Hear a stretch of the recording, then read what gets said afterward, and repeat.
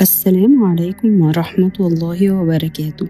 أهلا بيك في لحظة جديدة من لحظة طمأنينة. حسن الظن بالله. في لحظات الدنيا بتضيق قوي، باب يقفل، دعوة تتأخر، حاجة تتمناها متحصلش، فتبدأ تسمع صوت جواك يقول يمكن ربنا مش كاتب لي الخير فيها، يمكن خلاص، يمكن اتنسيت. بس الحقيقة ربنا عمره ما بينسى عبده. إحنا اللي أوقات بنتعب فنبدأ نظن بالله ظن يوجع قلوبنا. قال تعالى: ما ودعك ربك وما قلى. حسن الظن بالله مش مجرد فكرة حلوة، دي عبادة. إنك حتى وإنت موجوع تبقى واثق إن ربنا رحيم وحكيم.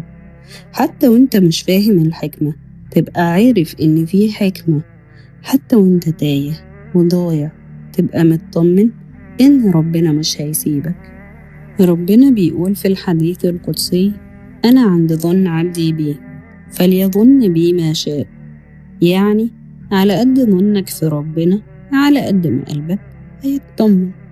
لو ظنيت إن هو هيجبرك يبقى هيجبرك، لو ظنيت إنه هيهديك هيهديك، لو ظنيت إن رحمته واسعة هتشوف رحمته في عز تعبك.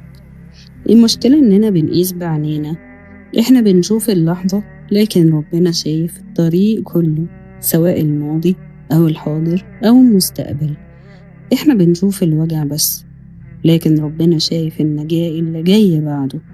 كم مرة حاجة زعلتك وبعدين فهمت إنها كانت رحمة ليك؟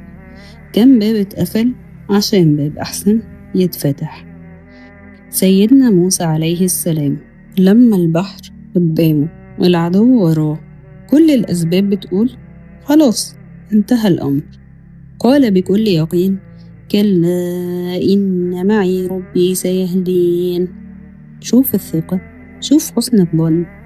كان شايف البحر والعدو بس قلبه كان شايف ربنا أكبر من البحر والعدو وكل المسببات. وأوقات إحنا بنقسى على نفسنا قوي، أول لما نغلط نحس إن خلاص مفيش أمل، مع إن ربنا قال سبحانه وتعالى: قل يا عبادي الذين أسرفوا على أنفسهم لا تقنطوا من رحمة الله. يعني حتى بعد الذنب باب ربنا مفتوح. الشيطان عايزك تيأس لكن ربنا عايزك ترجع. وفي مرة كان فيه راجل قتل 100 نفس، شايف 100 نفس، ومع ذلك لما صدق في التوبة ربنا فتح له الباب، لدرجة إن ربنا رحم قلبه وطوله الأرض عشان يقرب من طريق النجاة. يعني مهما حصل رحمة ربنا أكبر بكتير قوي مما تتخيلها، ومن ذنوبك ومعاصيك ومن كل شيء. حسن الظن بالله إنك تبقى عارف إن تأخير الحاجة مش معناها رفض، وإن الابتلاء مش معناه إن ربنا بيكرهك. أوقات ربنا بيأخر عشان يطهرك أو يحميك أو يقربك منه أكتر. قال الرسول صلى الله عليه وسلم: إن عظم الجزاء مع عظم البلاء، وإن الله إذا أحب قوما ابتلاهم. يمكن دلوقتي أنت مش فاهم ليه كل ده بيحصل لك، بس بعد سنين ممكن تبص وراك وتقول الحمد لله إن ربنا اختار لي الطريق ده. خليك فاكر ربنا أرحم بيك من نفسك، وأحن عليك من كل البشر، حتى من نفسك ومن أمك. ولو كل الناس سابتك هو مش هيسيبك، ولو كل الأبواب اتقفلت بابه مفتوح. لو وقعت 1000 مرة تقدر ترجع له 1000 مرة برضه. قول دايما: يا رب أنا لا أحسن تدبير أمري فدبره لي، واحسن ظن بك ولا تتركني لنفسي طرفة عين. اللهم ارزقنا حسن الظن بك والرضا بقدرك واليقين برحمتك والطمأنينة في تدبيرك. اللهم دبر لنا أمورنا فإننا لا نحسن التدبير. اللهم إنا فوضنا أمرنا إليك وتوكلنا عليك.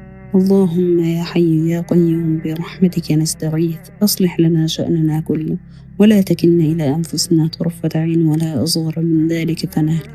اللهم ارحمنا فأنت بنا راحم، ولا تعلمنا وأنت علينا قادر. يا جبار اجبرنا، يا كريم اكرمنا، يا هادي اهدنا، يا رب ارض عنا وارضنا برحمتك يا أرحم الراحمين. واكتب في الكومنت اللهم أمين، وبعت الحلقة دي لحد محتاج يطمن ويحسن الظن بالله. شارك الحلقة دي وفعل الجرس واشترك في القناة عشان يوصلك كل جديد. وشكرا ليك، وصلي على اللي هيشفع لك. والسلام عليكم ورحمة الله وبركاته.